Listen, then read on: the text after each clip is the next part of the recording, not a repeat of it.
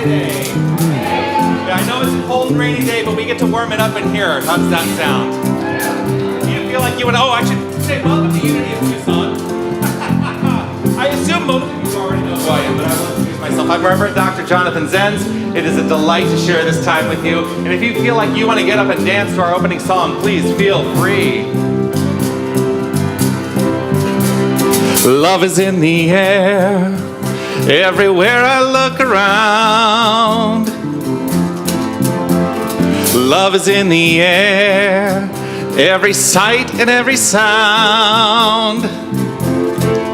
And I know that I'm not being foolish. I know that I'm being wise. And it's something that I must believe in, 'cause it's there when I look in your eyes. Love is in the air, in the whisper of the tree. Love is in the air, in the whisper of the sea. And I know that I'm not just dreaming. I know that I'm feeling sane. And it's something that I must believe in. And it's there when you call out my name.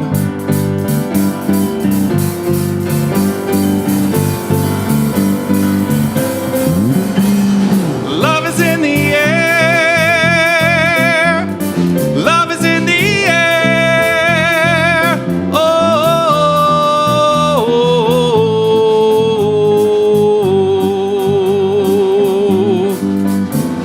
Love is in the air, in the rising of the sun. Love is in the air, when the day is nearly done. And I know that it's not an illusion.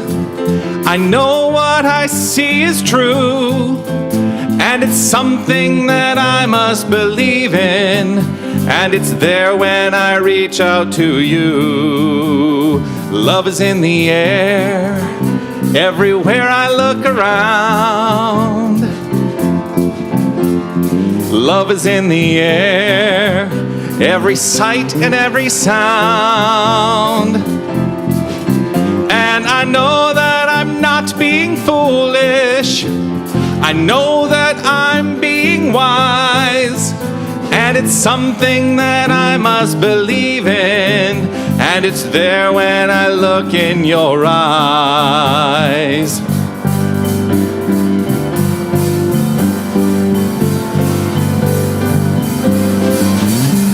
Love is in the air. Love is in the air. Oh.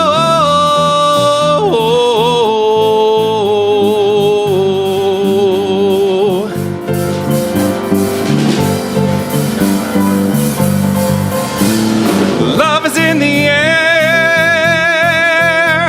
Love is in the air. Love is in the air.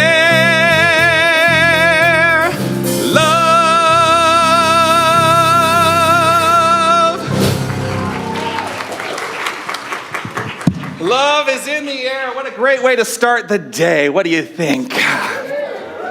Yes, yes, yes. Once again, welcome to Unity of Tucson. Such a delight to have you here.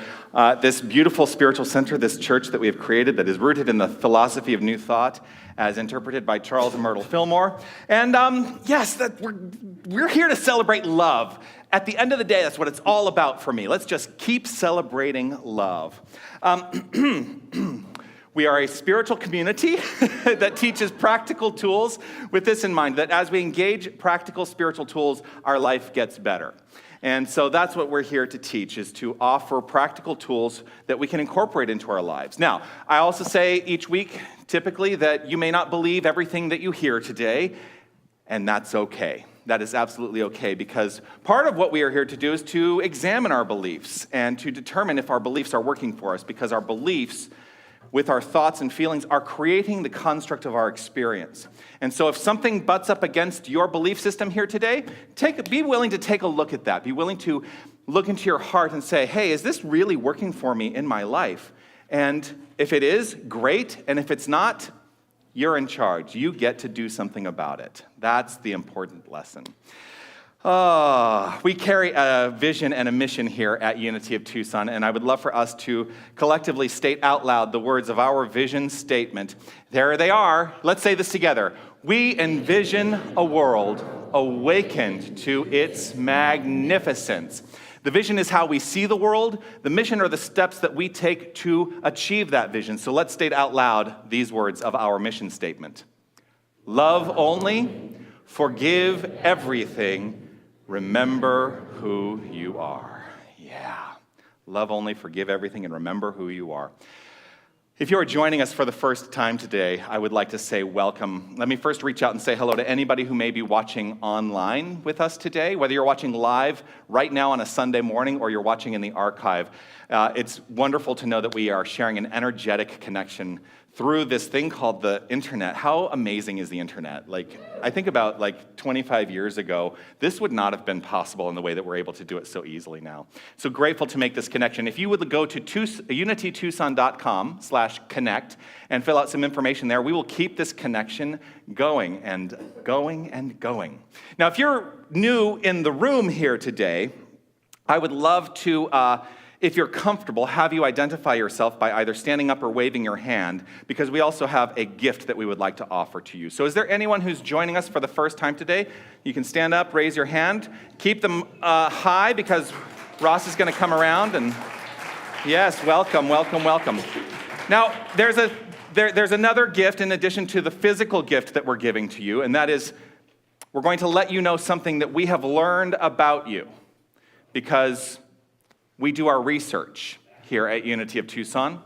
And what we have learned about you is important for you to know, I think. I think it's important for you to know. You get to determine if it's important for you to know. Should we let them know what that is? All right, on the count of 3. 1, 2, 3. You are magnificent. Yes, you are. Thanks for joining us. Welcome. Grateful to have you here. You can be seated. Now, we know that about you because every single person that we encounter, one of the things that we teach is that every single person we encounter is a reflection of us. And so as we understand and deepen into the understanding of our own magnificence, we see it reflected in every other person. So let us exclaim for ourselves this affirmation. I am magnificent. How does that feel? Let me ask you, do you think we can do better? I think we can do better. Let's say that again. Here we go.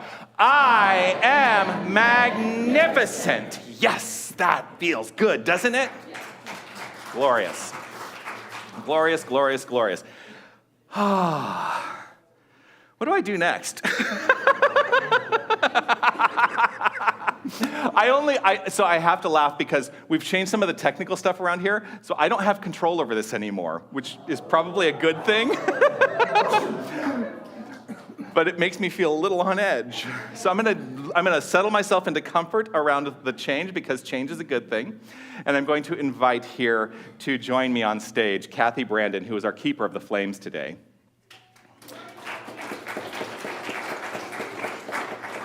And she is here to light these candles, which we call the flames of faith. We light each candle as a representation of the religious paths, the spiritual ideas, the faith philosophies all over the world. And for each candle that we light, let us acknowledge that each and every one of them is born from one infinite golden thread, which is love. I'm going to invite you to start on this side. And yeah, so come on over here, Kathy. No, you're going to stand here. I'm directing as we go. So, we first light a candle for the Tao, honoring the universal path of harmony and equilibrium, the natural way. We light a candle for the shamanic traditions, honoring the beliefs and practices of all indigenous people, the way of primal spirituality. We light a candle for Hinduism, honoring the path of knowledge, action, and devotion. We light a candle for Judaism, honoring the ethical path of living by sacred law. We light a candle for all forms of Buddhism, honoring the Four Noble Truths and the path of compassion. We light a candle for all forms of Christianity, honoring the Christ consciousness as the path of love. We light a candle for all forms of Islam, honoring the path of submission to the divine will of love as the highest calling. We light a candle for the universalistic religion of Baha'i, honoring the path of unity and peace. We light a candle for all forms of new thought, honoring the metaphysical path of mental healing through the practice of universal spiritual principles. We light a candle for all those who are as yet unaware of the power and presence of Spirit in their lives, and for the space that we hold open for them in our own hearts, and for all faith traditions unnamed in this ceremony. This final candle is the healing candle. It represents the revealing of the divinity at the core of all creation, for that is how we teach healing, that healing is revealing, the revealing of God. And so this candle is your candle for whatever is in your mind and in your heart that requires the light. Thank you. The candle here on your left, my right, is our peace candle, which we keep consistently illuminated with this understanding that it represents a consistent illumination of peace in our own hearts. And as we tap into and acknowledge and recognize that peace in our own hearts and allow it to inform our thoughts, our intentions, our deeds, our very ideas, we are right where we are, creating a more peaceful world. So let's honor this candle by reading together the prayer for world peace. Divine love indwells each person and radiates from one to another. Harmony is established and peace begins to reign in the world. Yes, it does.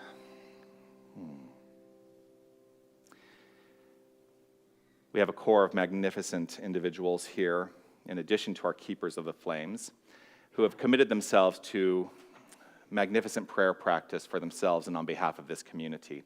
And each week I invite one of them to join us on stage to offer a reading, guide us in our monthly affirmation, and lead us in prayer as well. So here's today's prayer chaplain and the leader of our prayer chaplain team, Laura Cass.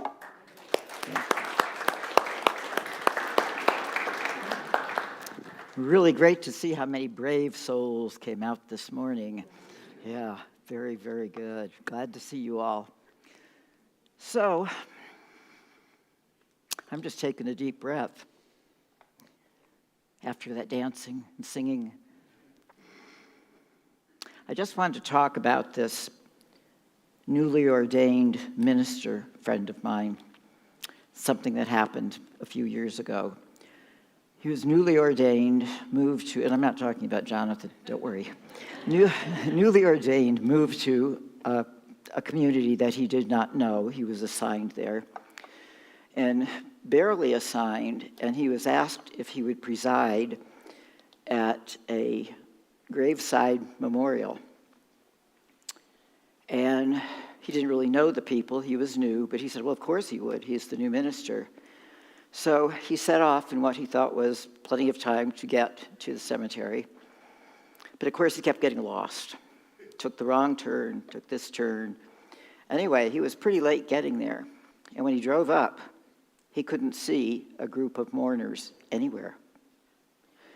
Well, but he could see where there had been some activity in the ground, so he thought, okay, I'm late, this is really embarrassing, but I'm going to go over there and I'm going to really give a great heartfelt service. So he walks up there, and sure enough, there's a vault in the ground. And the only other people around, a couple of workers sitting under a tree having their lunch. So he gives, really basically, the talk of his life and sends this person off with great love and blessings. And he turns around to leave, go back to his car, and he hears one worker say to the other, you know, I've been digging these holes for 20 years, and that's the first time I ever saw that done over a septic tank. So,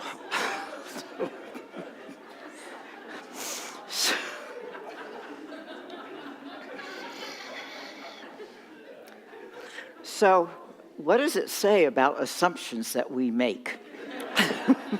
Don't we? We all do that. Like, I go into an unnamed communications store the other day, and I know I'm not going to get my problem solved because it never has been.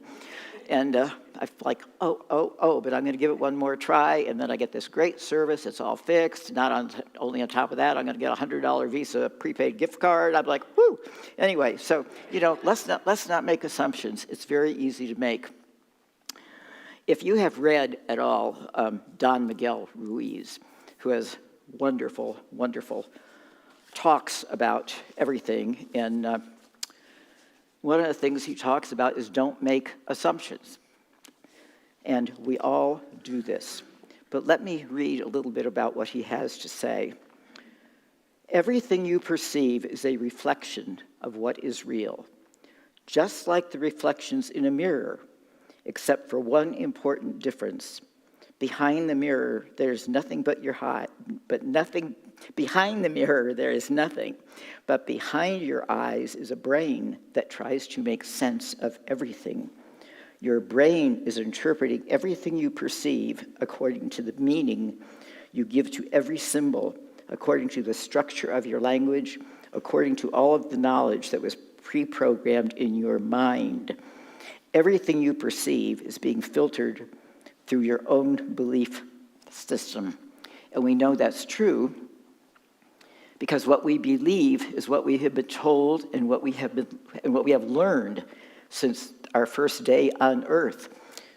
When he talks about symbols in his book, he talks about, okay,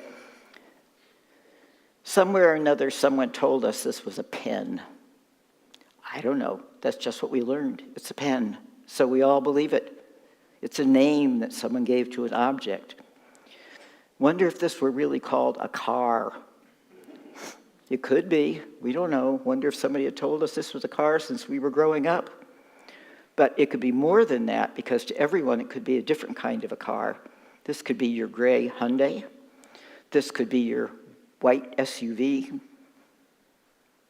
For me, this is my red Maserati. So I feel much better about that.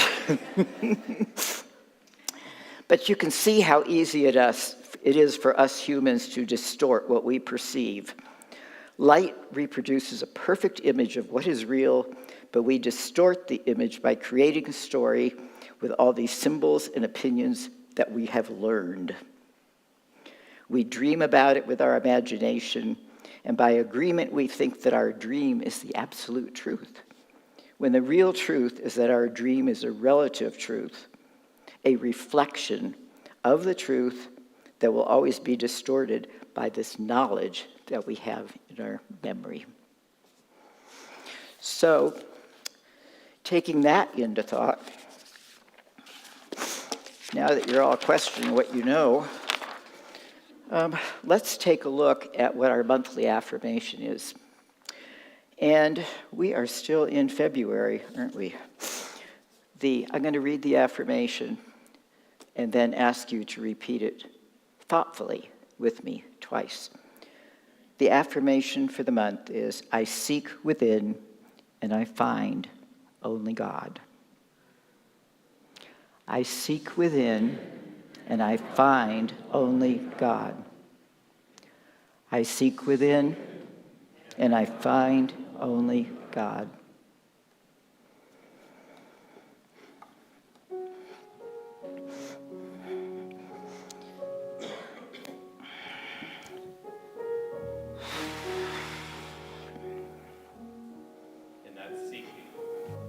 Let us quiet the mind, quiet the heart as we prepare for prayer through a little music. Be still and know that I am God. Be still and know that I am. Be still and know that I am God. Be still and know. Be still and know.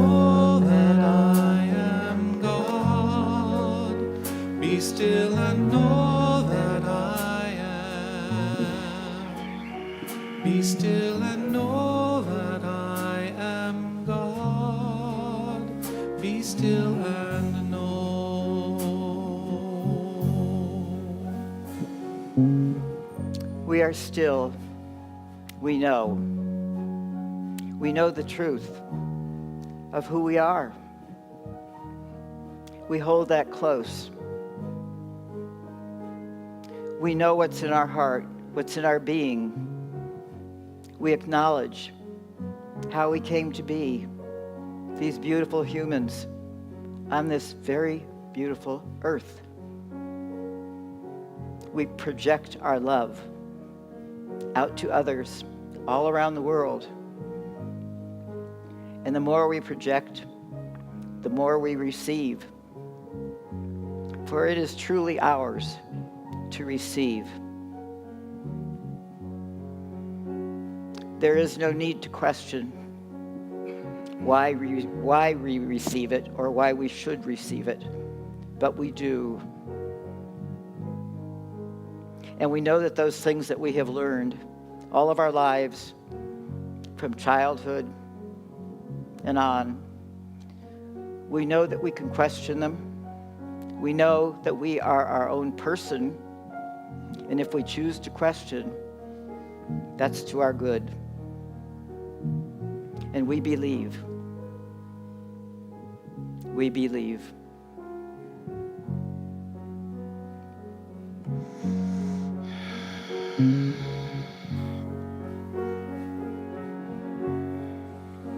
Be still and know that I am God.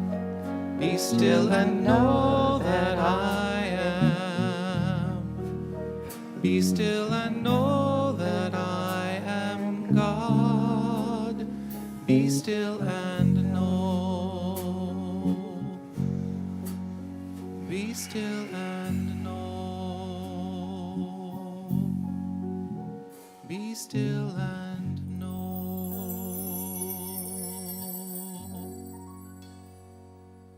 So it is. Amen. Thank you, Laura. Thank you.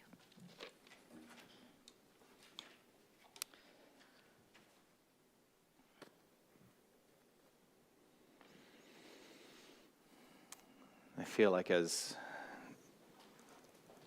our guest singer today has continued to make his magnificent presence known in our community, there will come a day where I just won't have to introduce him because he is so well loved by this community.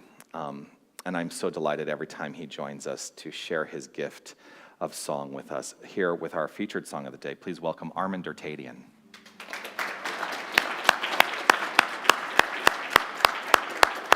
Thank you, thank you.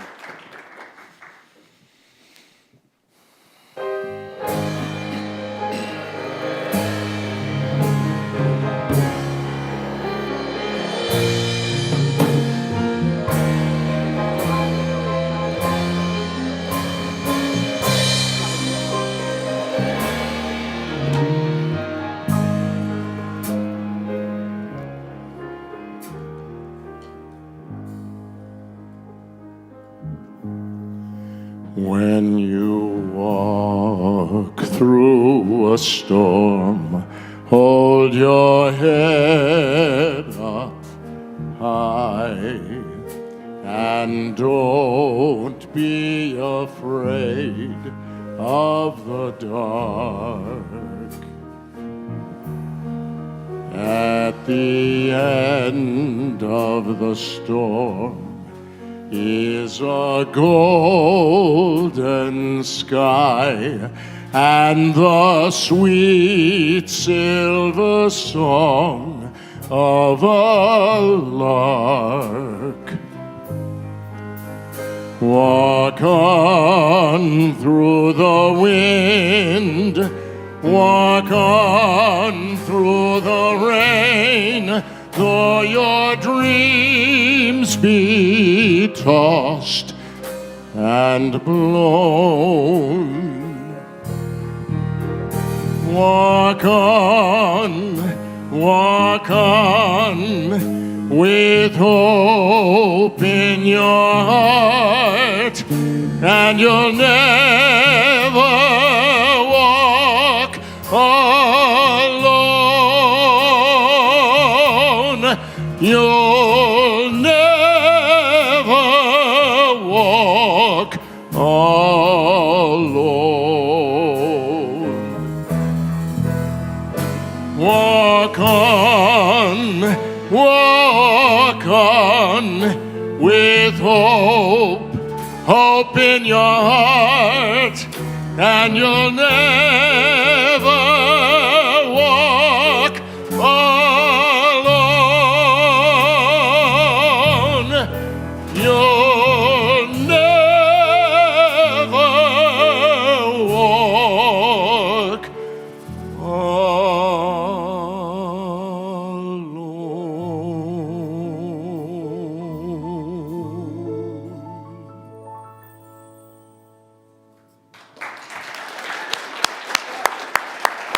Armand Dertadian. Thank you.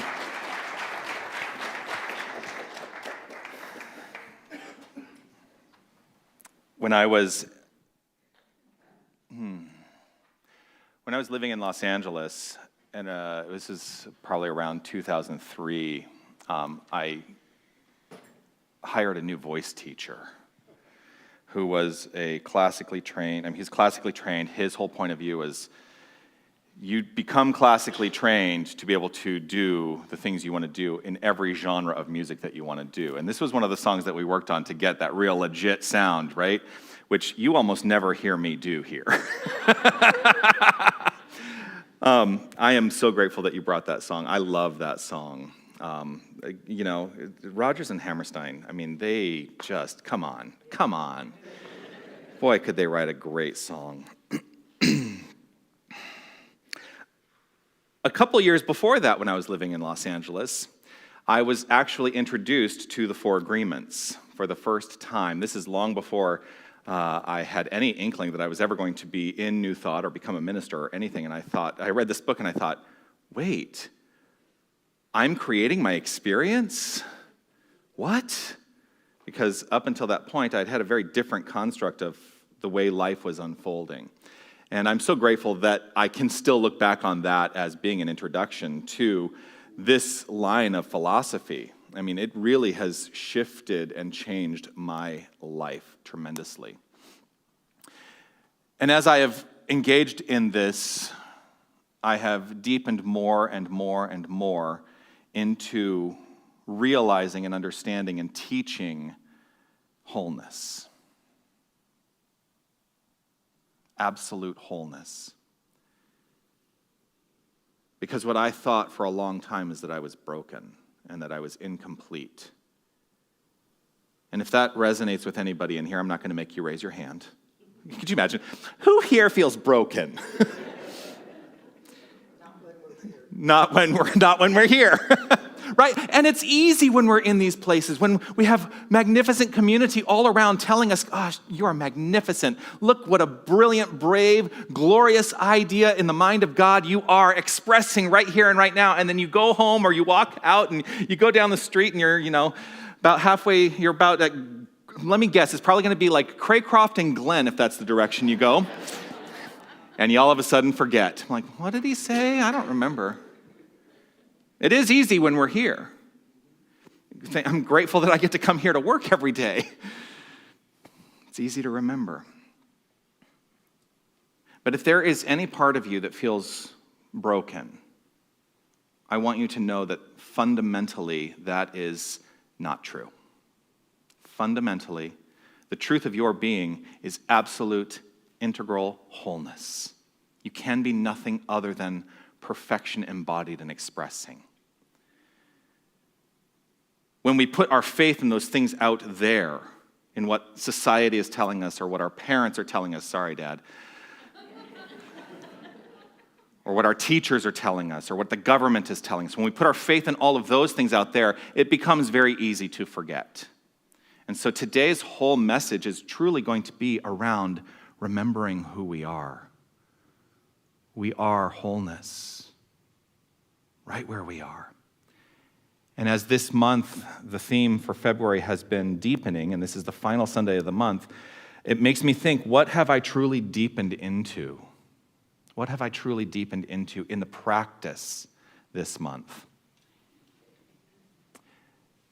Right now, what really resonates with my soul is that I'm deepening into a greater sense of my own integrity, which happens to be today's theme in the season for nonviolence, integrity. And as we understand and know who we are, well, isn't that ultimately a path to nonviolence? Because why would there ever be violence required when we know who we are and we know who everyone else is? Why would we ever take up arms against anyone else if we truly understand who they are? And who we are is God. There can be nothing separate from the infinite, and the infinite is whole, it is integral, and that is who we are. If we felt we were separate, and that's the thing, it is only when we feel we are separate that the things start falling down around our ears. Only in the feeling of separation.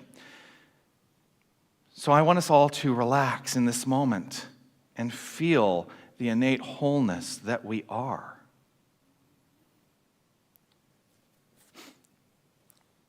There's a great philosopher that, sometimes I find I love quotes.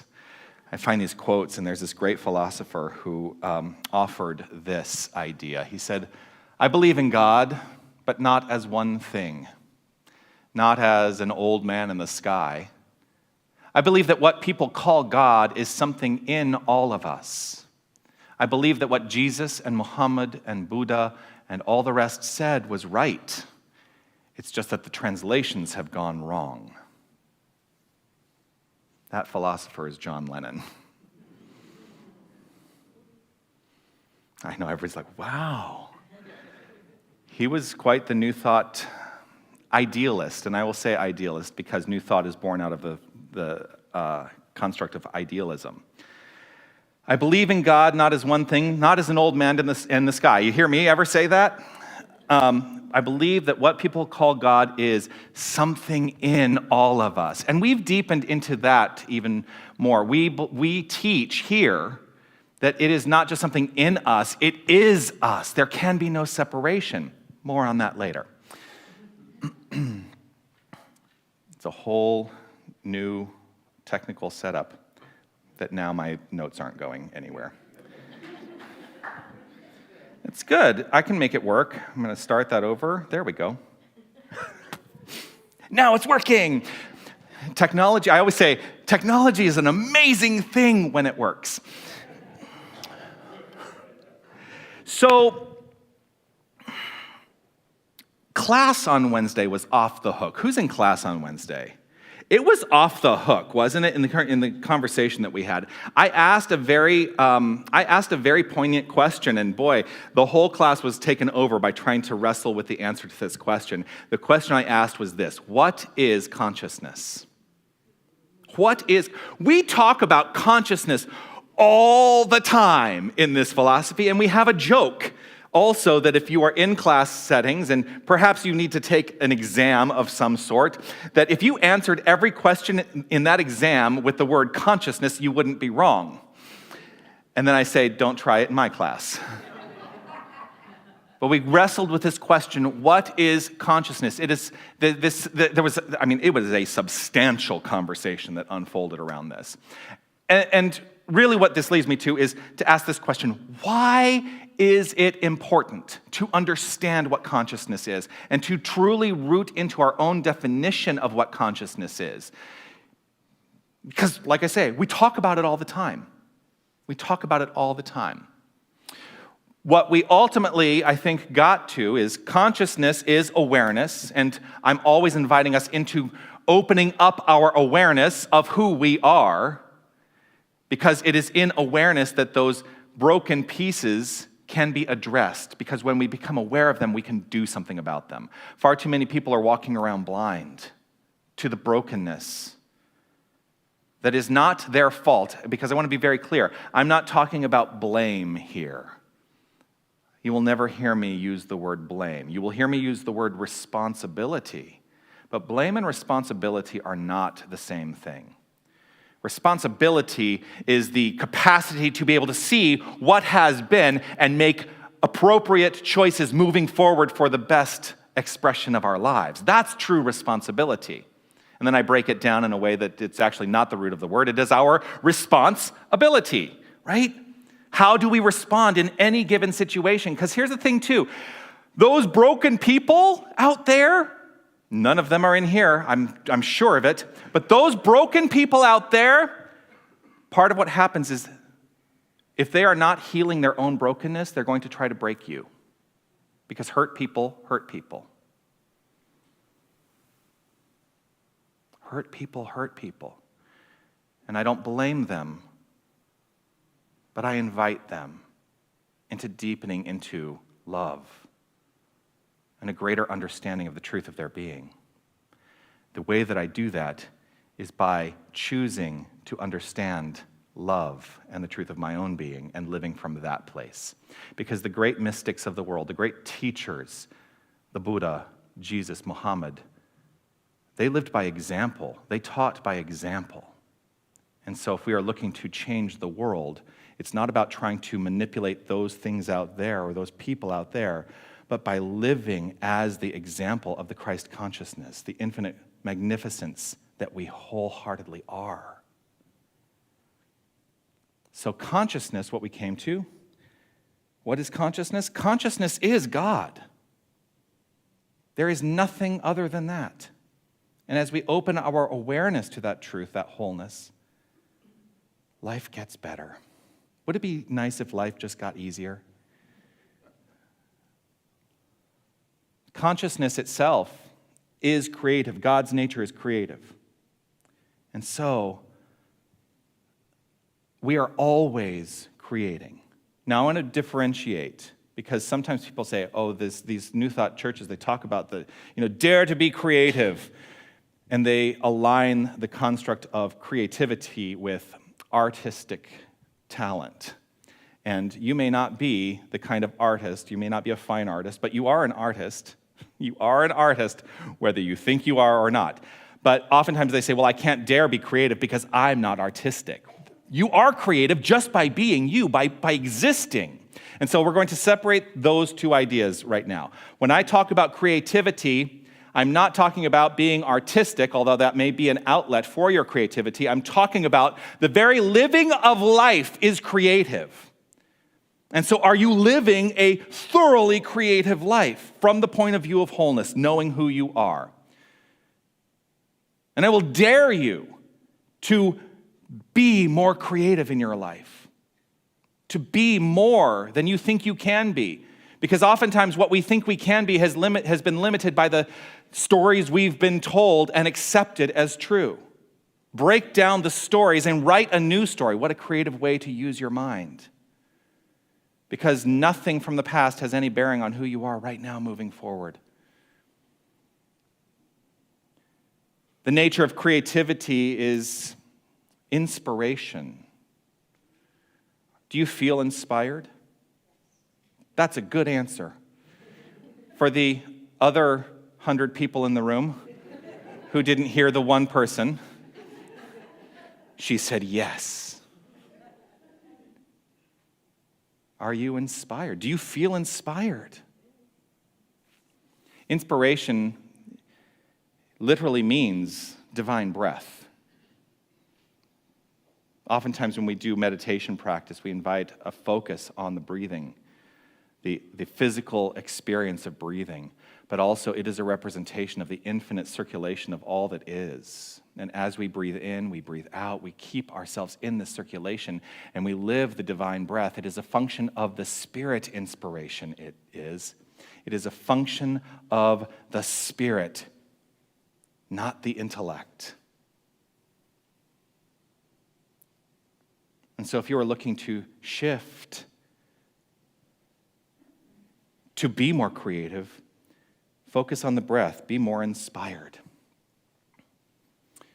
So as we unfold in this thing called creation, we can create either from the sense of wholeness or from the sense of brokenness. And when we are creating from the consciousness of brokenness, that's the consciousness of limitation, we will never experience anything beyond that which we have set up that confines us. Wholeness, I will hold firm in this understanding. Wholeness is dependent on self-awareness. To truly understand wholeness, it is dependent on self-awareness. Socrates said that the unexamined life is not worth living.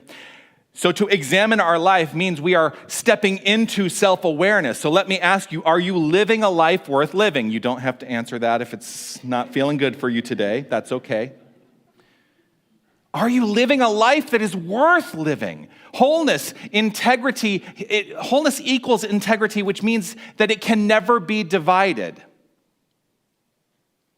Knowing who we are can never be divided. We can never be out of integrity with the truth of our being,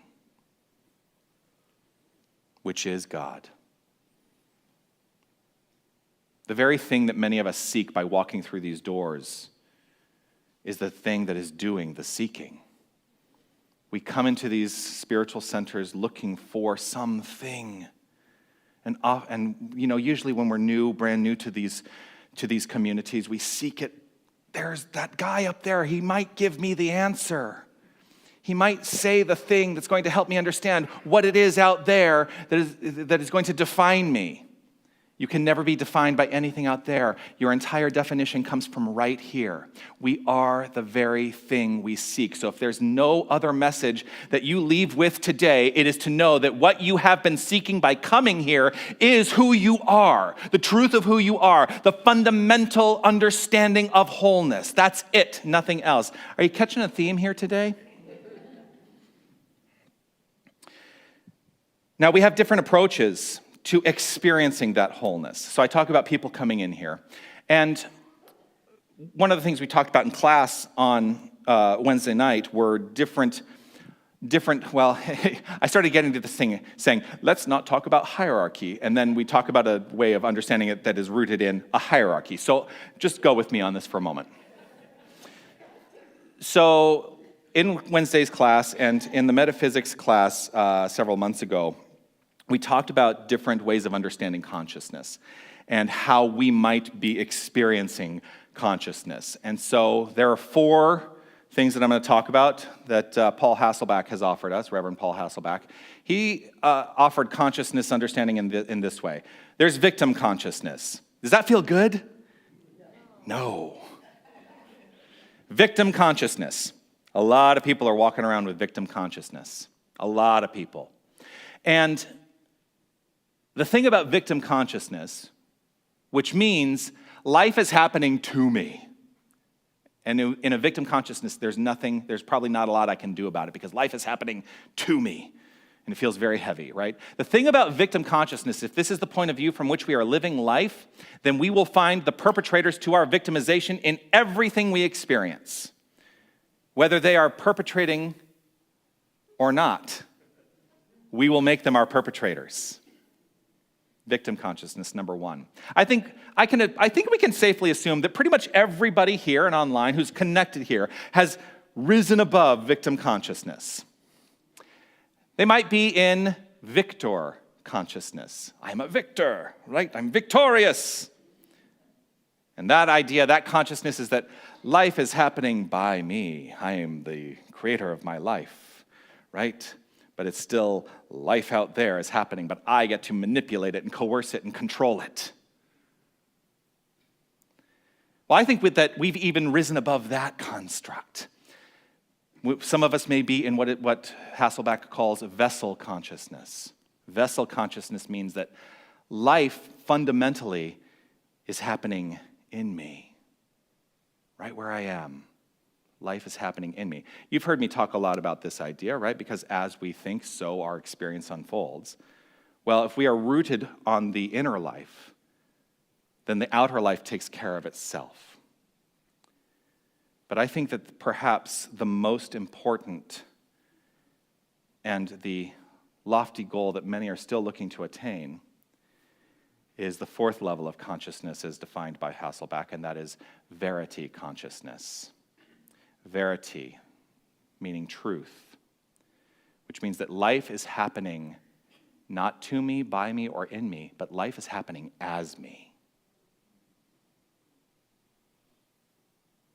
Life is happening as me. And this is nothing new. You know, the joke about new thought is that it's not new at all. Meister Eckhart, who was a theologian, a Catholic theologian in the 13th and 14th century, had many wonderful things to say that are very much in alignment with new thought. This was among them. Between God and me, there is no between. We've been wrestling with this for 500 years and longer because people are terrified of exclaiming for themselves, I am God. Does that bring up some level of fear in you? Look at the belief underlying that fear, because it may not be so. That fear may be completely unwarranted.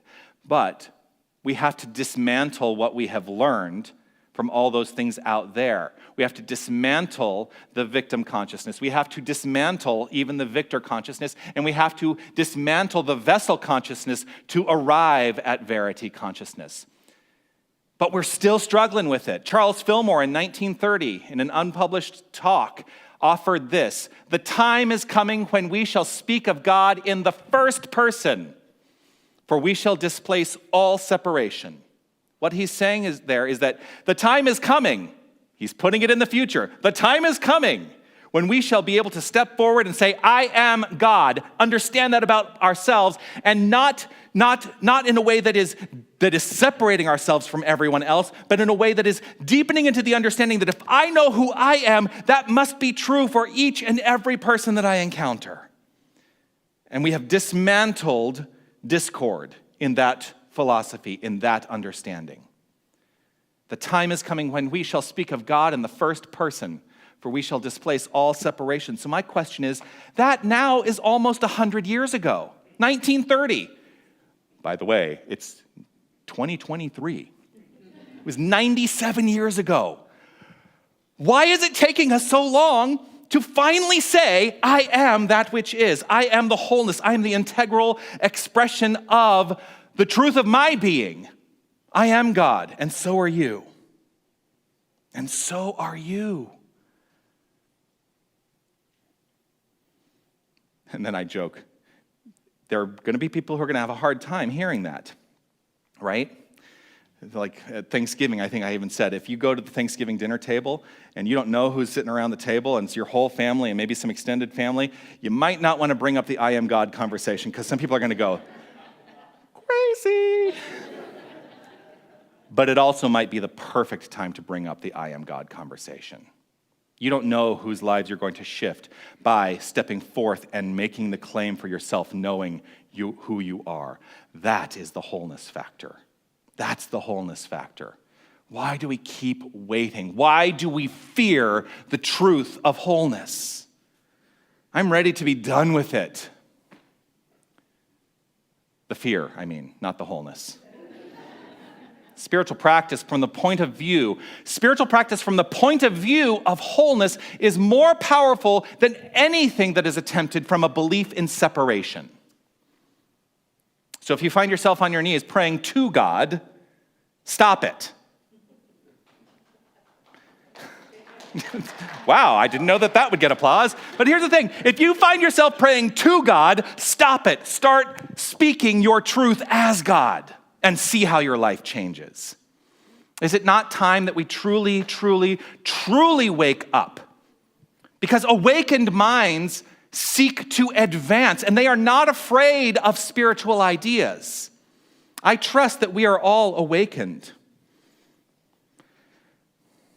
So, the wholeness factor. What is the wholeness factor? Truly, the wholeness factor is knowing we are the wholeness we seek. It's that third part of our mission statement, remember who you are.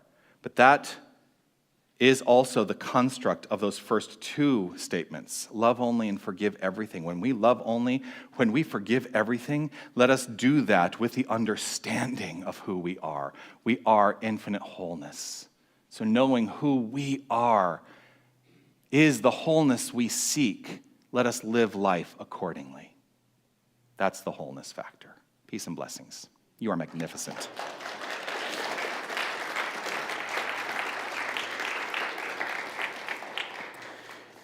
The homework this week, and as I say every week, if you're new to our community, I offer homework every week because we claim to make this a practical path to engaging spirituality. The homework is how we make it practical. So the homework this week that I invite you all to work with is this. Each day, every single day, consider how this phrase might be completed. The phrase is this: knowing who I am, I forgive myself once and for all for...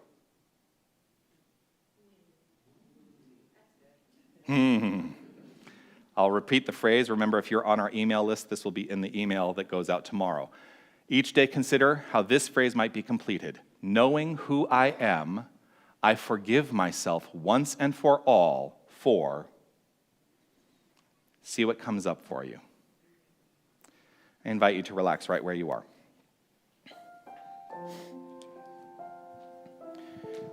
Let yourself see and feel whatever kernel of truth has expressed itself in your own heart, whether it was expressed through something I have said or as an inner knowing based on what I've said that has come up through you. Let that truth be present right where you are. Just let it be as we acknowledge it and understand it more deeply, more profoundly, for just a moment in the silence.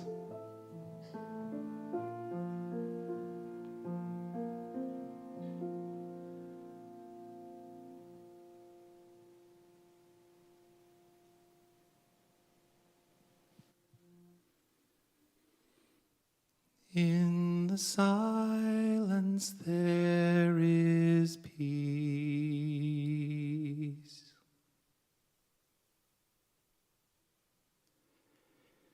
In the silence there is unspoken joy. In the silence there's release. As my heart opens up to the voice, I awake to these precious moments when I hear all that could never be said, and right here in this holy silence I find God, I find myself,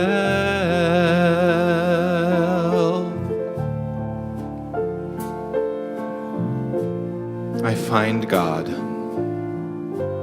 I find myself, for they are one and the same. And I deepen into a recognition that that which I seek is the very thing that is doing the seeking. For there is a power and a presence, an infinite source, a creative construct, an energy of creation. There is consciousness and nothing else. There is God and nothing else. And there can be nothing separate from the infinite power. There can be nothing separate from. There is only God as all that is. And this is who and what we are, our core identity. Who we are is divinity. Who we are is love. Who we are is life. Who we are is light. And I choose in this moment to shine that light forth and invite each and every one of us to do the same, to shine that light forth, the light of knowing, the light of wholeness, the light of integrity, the light of truth. And as we live by example, see how fundamentally all in our sphere of influence shifts for the better. And everything universally is in our sphere of influence right where we are. This is the power of the divine expressed by means of each and every one of us. And so it is with great gratitude that I give over, trusting, knowing, allowing the unfoldment as perfection. I let it be so as I relax, release, trust, and know this word spoken is complete. And I affirm it by saying, and so it is. Amen. In the silence there is peace. In the silence there is unspoken joy. In the silence there's release. As my heart opens up to the voice, I awake to these precious moments when I hear all that could never be said. And right here in this holy silence, I find God. Oh, I find God. I find myself.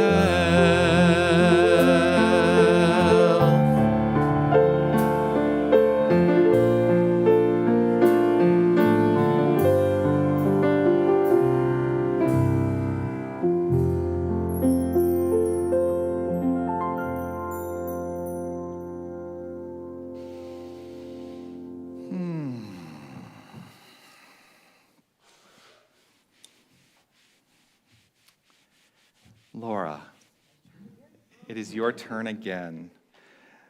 I want to acknowledge something I said last week. That Can't get rid of me, can you? I can't, well, and I don't ever want to get rid of you. Can't get rid of me. I just want to acknowledge the deep gratitude that I have for you as a leader in this community. And although your time on the board is complete, I know you have many, many magnificent things that you're planning to do to unfold and allow this community to express in even greater ways than it already does. Thank you. And I'm so grateful for you. And she is here to lead us today in our offering. So, this is the time in the service when someone always gets up and explains to you why we probably need a few bucks here and there to do something like, our roof hasn't leaked, has it? No. Woo-woo, our $80,000 roof job. How wonderful is that? It occurred to me this morning, though, something that I don't know that we've talked about before, and something I found extremely rewarding. One of the great things is being part of a community. And when we do that, we have friends, really, really dear friends, people that we love, who love us. And sometimes we just don't make a connection with everybody because maybe everybody doesn't go into Harmony Hall or we didn't have an opportunity to talk to someone or whatever. But yesterday, I had, along with 13 other people, a most delightful experience. And I want to give a big shout out to Waverly Farrell, sitting right up here in the front, because she led us in a very professional, and she's professional, workshop on journaling. And it brought this group of people, many of us who had never seen each other before, and as long as I've been going, there were new people to me, but there were great connections made within that room. And I thought, what a beautiful thing. We all made a love offering to cover the expenses of the day. But just think about that. If you feel like you need something else going on in your life, yeah, we can come here, we listen to Jonathan, who's wonderful, we sing beautiful, uplifting songs, but this is all a part of community. So think about that and look at something and make that commitment to yourself to take some kind of a class and to really grow your friendship within this church. Because I will tell you, there will be times that you will really need that support and you can reach out and get it. So thank you, and thank you, Waverly.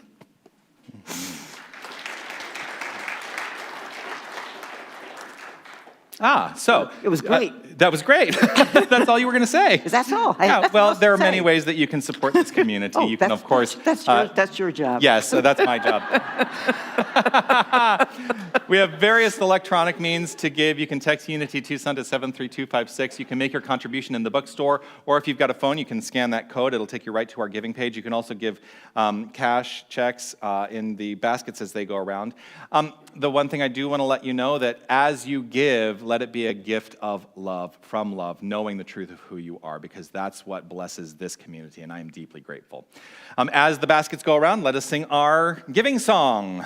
Feel free to stand up and dance if you like. I celebrate my abundance today.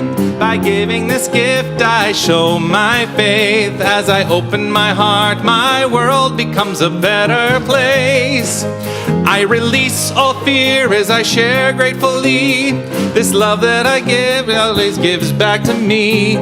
Knowing my oneness with everything else, I know that all that I give to myself.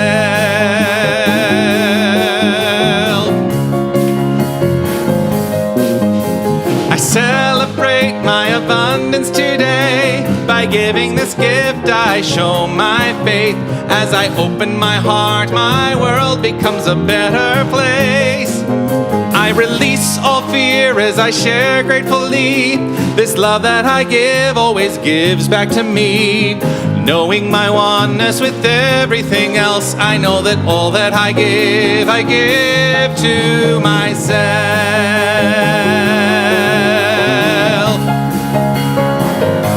Here we go. I celebrate my abundance today. By giving this gift, I show my faith. As I open my heart, my world becomes a better place. Yes, it does. I release all fear as I share gratefully. This love that I give always gives back to me. Knowing my oneness with everything else, I know that all that I give to myself. Knowing my oneness with everything else, I know that all that I give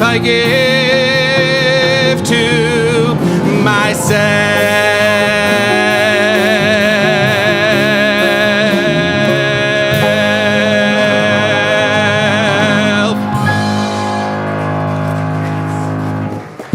Here to guide us in the blessing of the offering is our other prayer chaplain on duty today, Sherry Hoffman. Hi. So I know we typically do the hand rubbing, but my hands are a little sore today from a little misstep I took yesterday. So bear with me in rubbing my hands together, but feel free to rub your hands together. And let's get that energy going and embracing all that we just got to from singing and dancing. And let's focus it on all those gifts we just brought together. I brought the words today. We bless these gifts, and we see these gifts going out and blessing our community and the world. And so it is. Amen. Thank you. Can I take a moment? May I take a moment to share an appreciation? Yes. I know. So I don't know if many of you know, we have a new soundboard operator. His name is Jake. Hi, Jake. He is finishing up his final year at U of A in the film theater department, and he has his final senior show happening. He has a preview right after this, so he's going to scurry on away. But if you guys get a chance, he was the sound designer at the show that will be opening shortly at the U of A Theater, and I'm blown away that he has been able to learn a new soundboard, put all of this technology together, and creating a beautiful experience for the U of A Theater Department. So, congratulations. Thank you. Thank you. I also want to acknowledge and say that after the service today, it is the final Sunday of the month. So we do have potluck today. Feel free to go into Harmony Hall. And as Laura said, meet some new people. In fact, talk to somebody that you've never spoken to before today. Make that part of your plan today. Recognize their wholeness as a reflection of your wholeness. And let's meet some new people today. Does that sound like a good plan? I think so. You know, a great place where you can meet new people as well is at our Feeling Good concert, which is supporting Unity of Tucson on March 17th. It's an uplifting night of music, and the night will be uplifting as well. And it's going to be served with decadent desserts. And I've been hearing about where all the desserts are being sourced. It's definitely going to be a decadent evening. I do want to let you know, though, that if sweets are not your thing, there will be an option for some more savory treats as well. They're going to bring in some charcuterie boards and things like that. So decadent desserts and savory treats as well.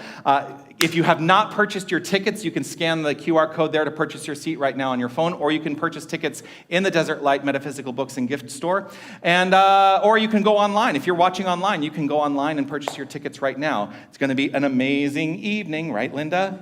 Yes, it is.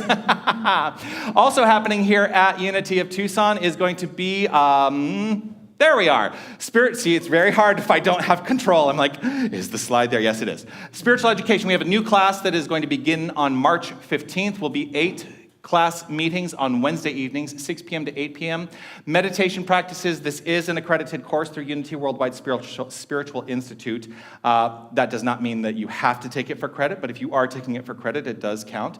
You can register online. The tuition is $120. You can register online at the unitytucson.com/SPD105, or you can click or scan the link. It is a hybrid style class being offered both in person and on Zoom. So you can be in the room or you can be on Zoom if that is more convenient for you. So check that out. NAMI walks. We are going to be, we have a team that is being chaired and facilitated and captained by Susan Smith. Did Susan come into the room? No, she's actually over with the little ones today. So if you have questions, she'll be back over here after the service is complete and the little ones have been released to their guardians and parents. You can talk to her about being part of that team. There is also information in Harmony Hall on the table in there about the NAMI Walk, the National Alliance on Mental Illness, which we support every year. We have a membership orientation coming up March 11th at 2 p.m. If you feel like this is the spiritual community that resonates with your heart and you would like to become an affiliated, active member of this community and have voting rights and all of those things, you can join us on March 11th at 2 p.m. for the membership orientation in the Annex Room 3 or via Zoom. To RSVP for that, if you would please send me an email, revjonathan@unitytucson.com. I believe that our prayer chaplains, yes, I got the slides in my head right. Our prayer chaplains today are Laura Cass and Sherry Hoffman. They will be available to you for just a few moments of prayer if you would like to take them up on that offer here in the sanctuary following the service as well. And you can also offer prayer to, yes, I see it. Everybody's like, hey, there's another announcement. And I will, yes, just a moment. You can also submit your prayer intentions into our prayer intention box, which is in the lobby just outside the doors as you're exiting the sanctuary today. All of the prayers that we collect here, whether they're through our online portals in the box, or even the prayers that come through in the sanctuary. They are prayed over ultimately by our entire prayer team and are also sent to Silent Unity, Unity's worldwide prayer ministry, where they get even more prayer. So just know that we are a prayed-up community. I believe that Karen Ives is waving her hand at me to remind me that there is an event committee meeting today.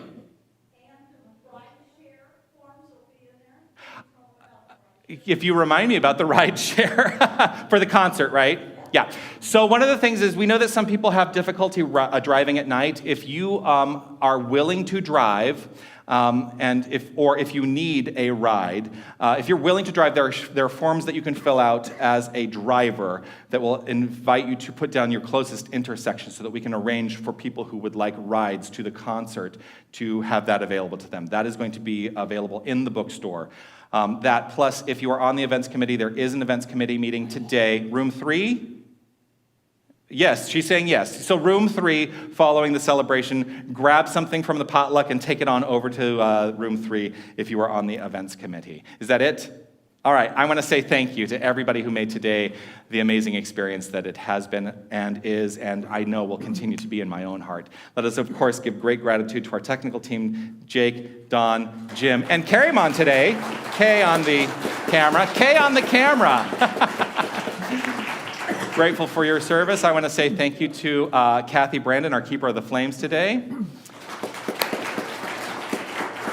Our magnificent prayer chaplains, Sherry and Laura. And Laura, thank you for leading us in the offering as well. A glorious team of musicians, Linda and Raphael and Paul.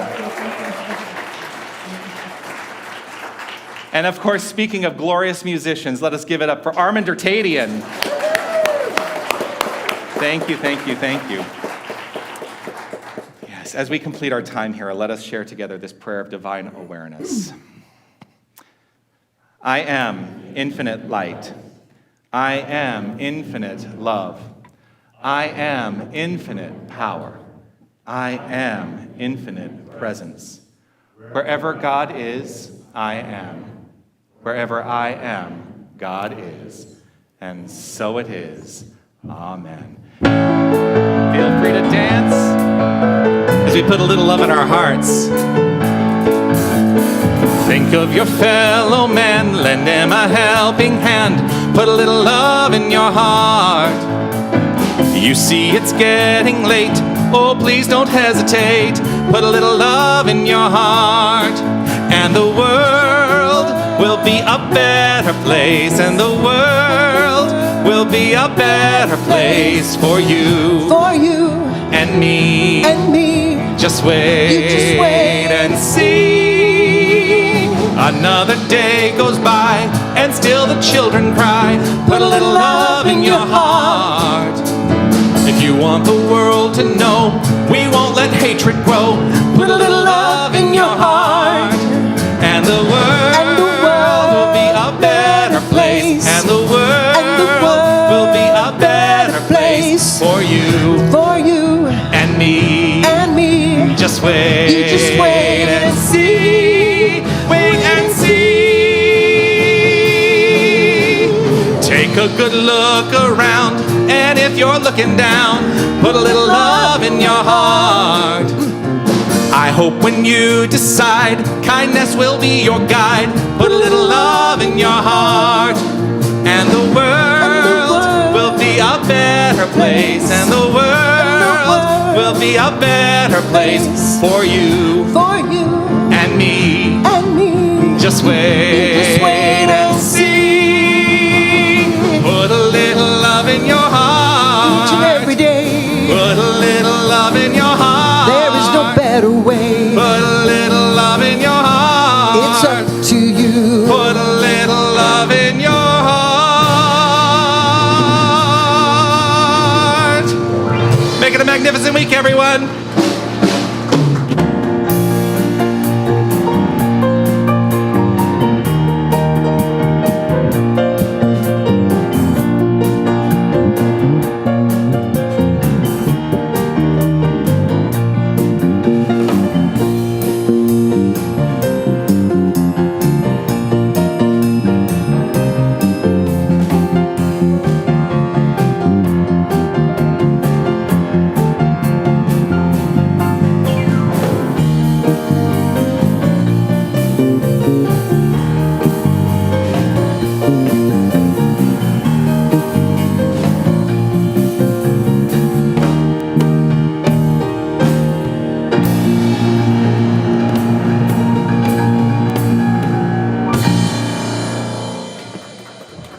Thank you, Armand. Yes.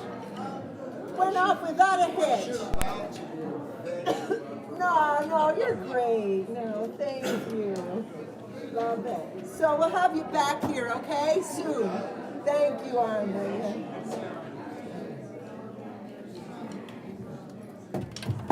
Thank you, Paul. So